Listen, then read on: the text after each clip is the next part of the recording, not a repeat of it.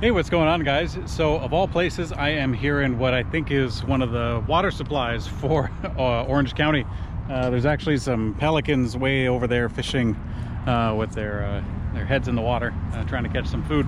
Anyways, so I am here checking out a rather interesting electric bike. This is the Classic. That's what the bike is called, from a company called Nakto. If you have heard of them, they actually sell online on Amazon as well as eBay. They have some local stores and as well as their website, but yeah, they have a pretty good distribution model, or I should say a very prolific distribution model. Lots of units going through, and it's actually a price point bike. So this bike right behind me retails on their site for $749. So this is definitely an entry-level bike, but it has some things that surprised me one way and on the other. So let's go ahead and take a look at the finer details. All right, so I found the tiniest little bit of shade so I can give myself a little bit of breathing room here talking about the bike. So yeah, this is the Nakto Classic, and here it is in the flesh, or in the steel. So this is kind of a price point bike, but it still has a lot of features on it meant for kind of around the town cruising. It's got fenders, it's got a front light, it has the rear rack, it also has a basket as well as like a front platform for mounting something else if you prefer to have a different kind of mounting system.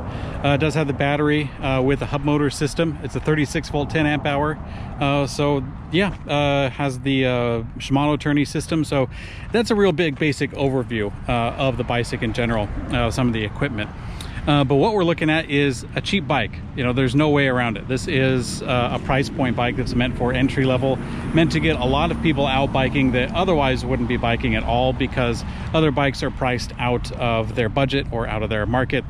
So this is, an example of one of those bikes that helps to get people into the sport, if you want to call it, into the leisurely activity of electric biking, depending on what kind of bike you get and for what purpose. But there are, like I said, a couple things that surprised me. Let's go ahead and start with the mechanical details, because that's kind of where a lot of the hidden parts are. The electric system, there's not too much to talk about there. We definitely will go over every single detail, but it's not really a surprise, I should say. But let's talk about the mechanical features. So one thing about this bike is that it weighs 58.7 pounds. So this is a fairly heavy bike, but it's somewhat lightweight when you consider that almost everything on the bike is steel. So the frame itself is steel, the fenders are steel, which is actually common for metal fenders, no big deal there. But the frame itself is steel, the fenders, the rack here, or not the rack, I'm sorry, the chain guard is steel. The rear rack is also steel. The front fork is steel. The handlebars, the stem, the seat post, like all of this is steel. So it's a lot of extra weight on there that could have been relieved if it were aluminum. Of course, that would drive the price point up. So that's one of the trade-offs, and definitely trade-off is going to be one of the things that we discuss a little bit when talking about this kind of bike, is that there's a lot of things that they did on here to keep the price low, and they've done that very effectively in the sense that they're definitely going for mass market appeal on something like this when they have distribution through Amazon or eBay. They're getting a lot of these units out to people. So let's go ahead and dive into it, so a little more detail. So with the tires, these are actually a Kenda tire, so they got a name brand tire there from Kenda. These actually have a white wall on them, which is kind of neat. I'm actually using them on this trail here, which is not exactly what they're meant for. This kind of a tire doesn't have a lot of tread on them, so a trail like this with some loose gravel is really not the most ideal place for it. But we're going to go ahead and bike on it anyway. This tread is nice and wide, so I kind of have a little bit better balance here. But you should be using something like this on the road. That's kind of what it's made for. But this tire does have the nice white wall on it to keep that nice look. You have a single walled wheel. It's actually an aluminum wheel, so they get points there. And that is the rim brake style wheel, because it does have a set of rim brakes up in the front. So this is a generic set of rim brakes that does the job. There's nothing wrong with that. A lot of like the brakes that I used when I was younger on some bikes. The spokes are a 13 gauge spoke up in the front, 100mm hub spacing, no surprises there. This little cap is holding over the little nut that's keeping this on, so don't have a quick release there, but that's all right. So coming up top, I talked about the metal fenders. I actually like that they are color matched. That's a cool thing. Sometimes you see a generic fender on cheaper bikes, but this one actually fits well with it. steel fork up front, so a little bit of weight there, and that's of course coming into the 1-inch straight threaded headset there, as well as the caged bearings that you have both on the top and on the bottom right there. So this is kind of an older set of bearings, or I guess like an older design. They've moved on to other stuff, but you know, these keep the cost down pretty well. On the front rack, it's actually mounted to the front axle coming all the way up here, and this is about 7 inches long, 6 inches wide for this bottom platform here. And this actually comes by default this way. This is not an added accessory. This is actually part of the bike as you get it for $749. So, no, not bad. This plastic basket is kind of neat. It's, you know, it might fade over time. I don't know. There's no real way of figuring that out right now.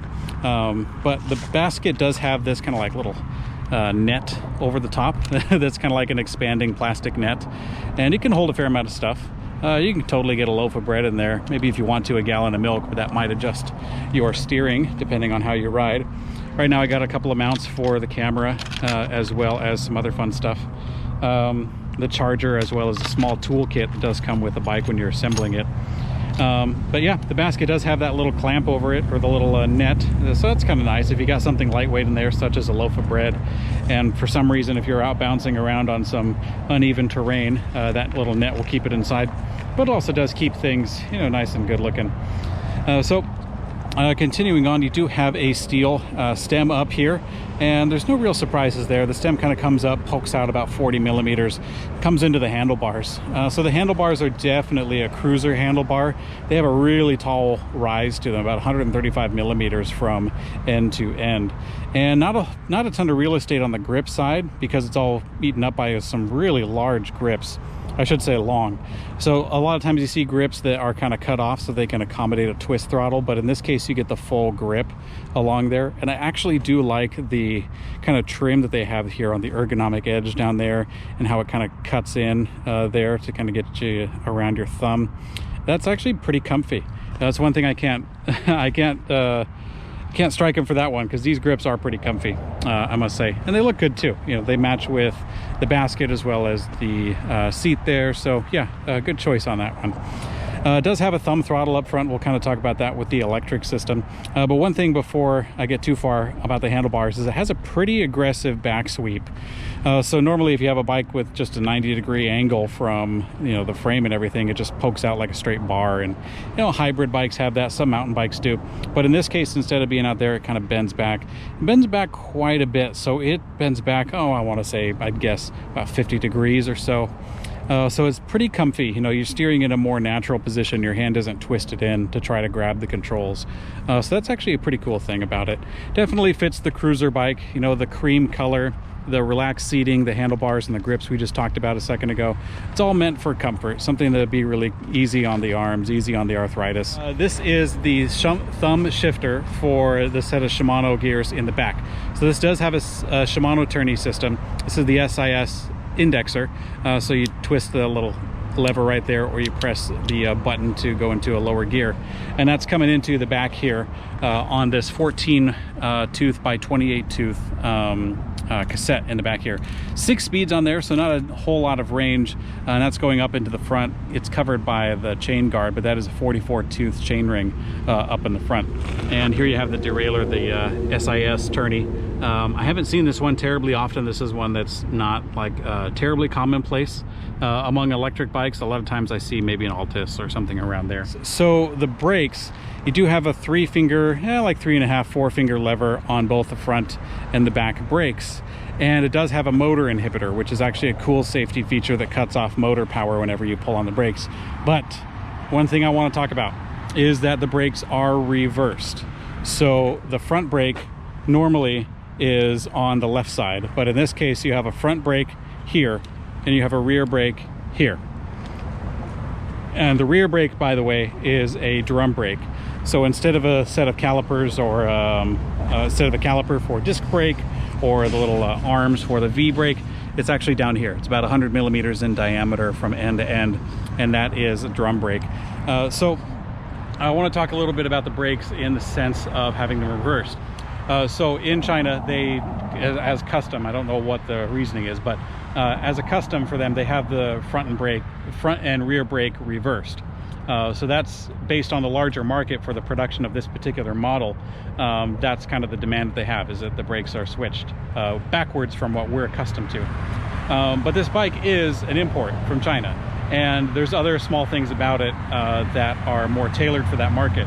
One of them is actually the electronic horn, which is quite comical. I'll show you that. So the bike, when you turn it on, it does have a little display here, and we'll get to the electric system, but to stay on task, it has a horn, a little electric horn that goes in through the main battery pack.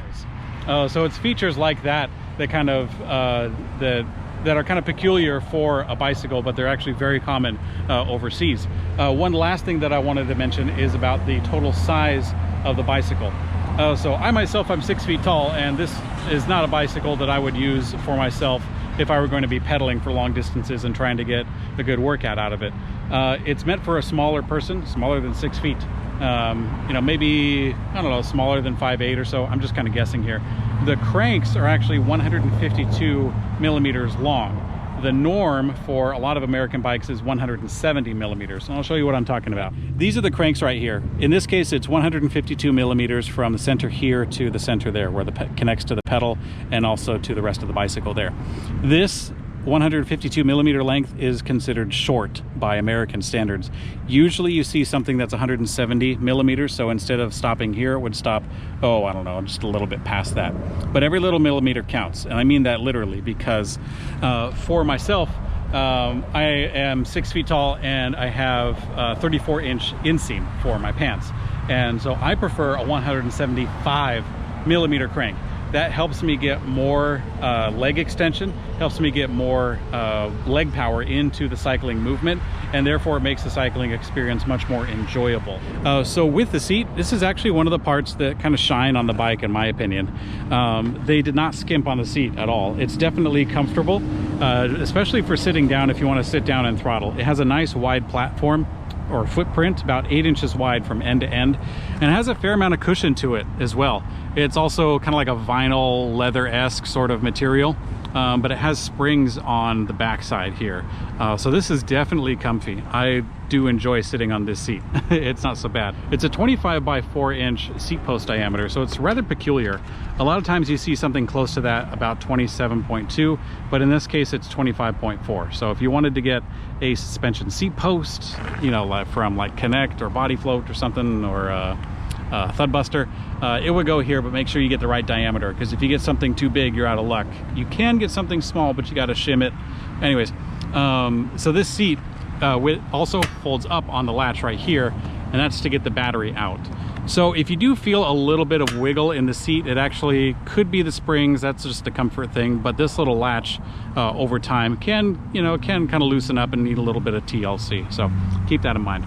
One last thing to talk about before we get too far into the back is the pedals. So these are a fairly small platform pedal that are made out of plastic. I believe they have a steel core on the inside with the plastic for the platform and the bridge. So if you plan on pedaling a lot, they probably won't last terribly long, because a lot of force on there will eventually wear down this little bridge part, and then it will start to separate. But if you're going to sit down and pedal, then it'll be fine, because it'll just be a platform for resting your feet on. So coming into the back of the bike, one last thing is the rack. So this is a rack that bolts onto the frame. Of course, the rack is steel like the rest of it. But this rack is actually kind of cool. It has a nice big platform to it. It's not super small or super skinny. One thing that it does lack is like a little latching point. A lot of times you'll see a pannier that has a hook on the top and then like a little stabilizer hook on the bottom. In this case, you'd probably have to try to get it around maybe the little arm for the fenders here or something. So, you know, if you have a set of panniers that flop over both sides, that'll be fine. It'll probably be stable. If you do a one-sided pannier and you have it there, it probably won't have a whole lot of luck stabilizing it on any part right there, because it needs, you know, it needs a rod that's like parallel with the ground to hook onto on there. So that's one thing to keep in mind. So this is a 250 watt geared hub motor. So this is a hub motor in the back of the bike, and it is 250 watt, meaning that it doesn't put out a ton of power. 250 watt on a hub motor is not terribly big.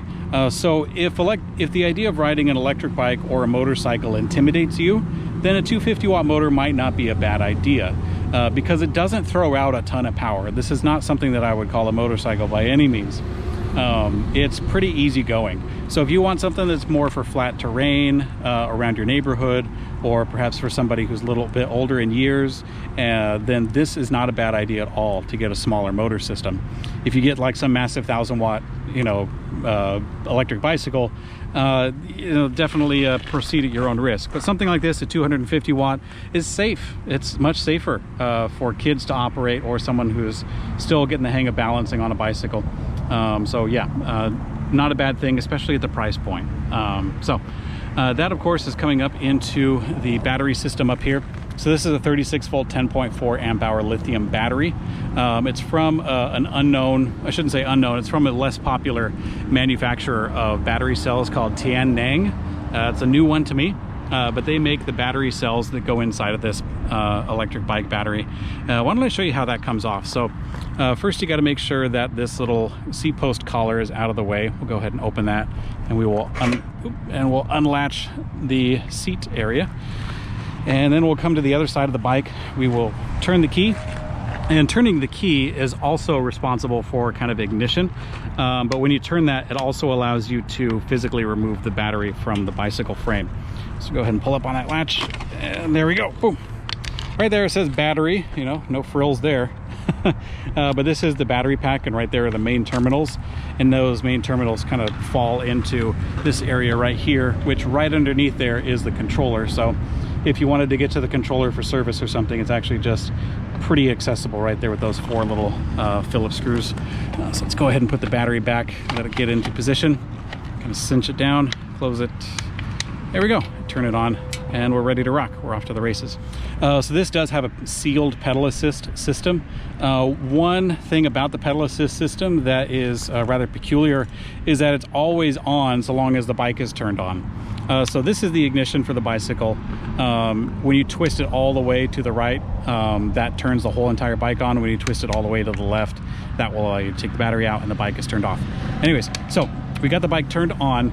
From here on out, anytime that the pedals turn and rotate, at least anytime they go forward, that will engage pedal assist. So the display has the word displayer on it, and it's kind of got this Noodle Ninja sort of font. I've seen this on restaurants before, but anyway, so on the front it says displayer, and this actually is a display only. You actually can't control anything with this. So it shows you your battery level over these 6 LEDs right here, and that's it. That's what you get. So not a whole lot there. There are some controls here for the horn that I told you about, and also the headlight. So if you press that in, that's actually kind of like a depressed toggle switch. If you press it in, that will turn on your front headlight here. I don't know if you can see much of that in the broad daylight. So that is integrated into the main battery pack, so that's kind of neat. But that's all you got. So if you want to do pedal assist, you pedal, and if you don't want pedal assist, you don't pedal, and that's it. Throttle control is right here, so if you put your thumb down on there, that will engage the throttle, and it will get the brake, or not the brake. I got my hand on the brake. I'm trying to remember which one's which. If you put your thumb on the throttle, that will engage the motor directly. That's one thing about the bike. A lot of times you have a display that can toggle between levels of pedal assist. In this case, it just shows you, and that's it. If you don't want pedal assist, either turn the whole bike off or stop pedaling. You could also pull on the brakes a little bit to engage that motor inhibitor, but that's kind of complicating the process. I think you'd be best off just to turn off the bike in general if you don't want pedal assist. Anyways, so that is we went over the mechanical specifications. I talked about kind of like the idea of a Chinese import. We talked about the electric stuff. Let's go ahead and put it on the road and also on the trail a little bit, because that's really what this is all about. I kind of mentioned it prior that this kind of trail is not really the best terrain for this style of bike. I mean, it can do it. It's doing it just fine. But it's a little bouncy. You can hear the toolkit up in the front basket kind of bouncing around. So that's a fun thing. That front basket, by the way, the basket can come off of the platform, and you could mount something else on there with a set of bungees if you wanted to carry something larger, like I don't know, maybe a pizza could fit if you're brave. Or I think you could get a fair amount of weight up there. I don't think the basket would hold weight all that well if you were bouncing around too much, but the platform could do it. So I think if you had like a gallon of paint up there, I think the platform would do it. You could probably get it in the basket if you wanted to. But yeah, just different options. So one thing I forgot to mention about the bicycle that's actually pretty important is the fact that I'm here in California checking out these bikes at the Nakto company here in California. So it's very common for Chinese bikes or Chinese imports, especially the low price point ones, the ones that are like sub 1,000. It's pretty common for them to have no facilities whatsoever in America, and in all honesty, no semblance of service either. You know, if you got a bad bike, it's like, well, that's too bad. They sent it on a boat from the other side of the world and their end is done. But in this case, you actually have a service center and also a distribution center here in Anaheim, California. So there's people that actually answer the phones. So this bike does have a warranty. I think it kind of depends on where you get it, because Amazon kind of has their own stuff and eBay has their own, but I know that they do warranty coverage here in California. And if it comes down to it, you know, they can even send out a replacement bike from here if, you know, the warranty claim has to be escalated to that level. So that's actually a really cool thing, like I said, about these Chinese imports. It's like Nakto actually will support it, which is phenomenal. You know, it's phenomenal for a bike at this price point. So that's actually a cool thing about the bike, I guess you want to say, but about the company in general. The top speed on the bike is 20 miles an hour. I don't have a speedometer on the bike, so I don't have any way of knowing how fast I'm going right now. I guess I could pull up an app on my phone, and there's plenty of real estate if I wanted to mount a phone holder up there. So I think that for the price point, you're getting something pretty good. I mean, yeah, the parts, some of the parts are fairly generic, you know, like the battery or the motor. You know, the manufacturers that I have heard of for the first time today. So that's really kind of like the big crux of it. If you want something that's like brand name, top shelf, top quality, then I think you know what you're getting into when you check out a bike for 749 bucks. But if you're looking at something to just help you get up and get out, you know, and you know, brand names are really not that important to you, then yeah, this would certainly be an option. And with the local, well, I say local, meaning the United States, but with the United States bound service, not too bad. Not too bad of an offering, all things considered. I forgot to mention that this bike is also for sale in some select retailers.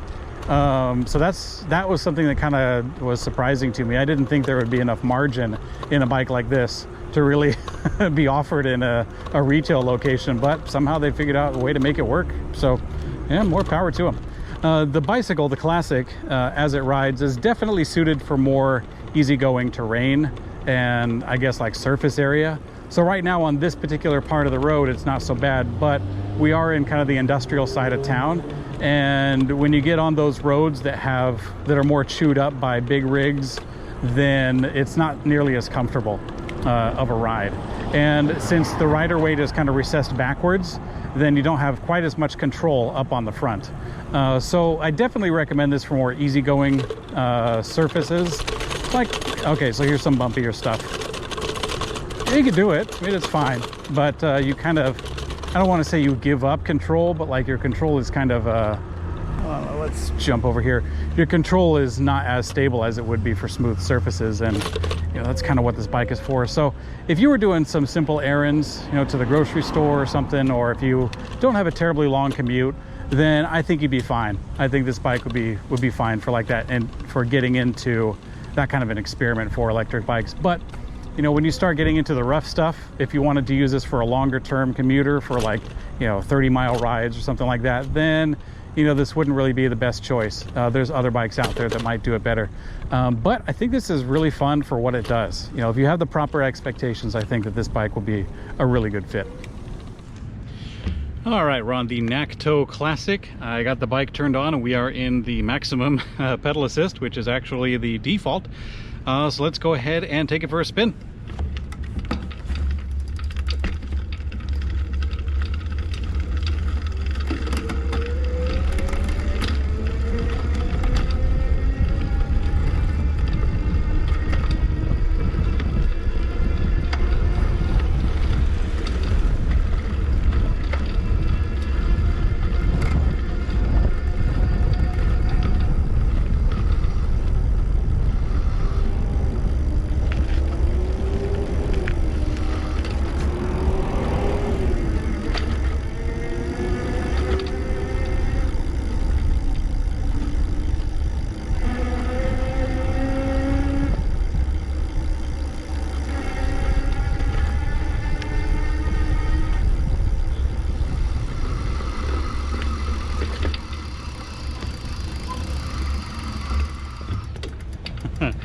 Okay, so there we have it. The pedal assist, it took a little bit to kick in. You know, you probably saw me get a couple of rotations before the motor actually started to power, so it's not so intimidating. You know, it kind of eases up into it a little bit.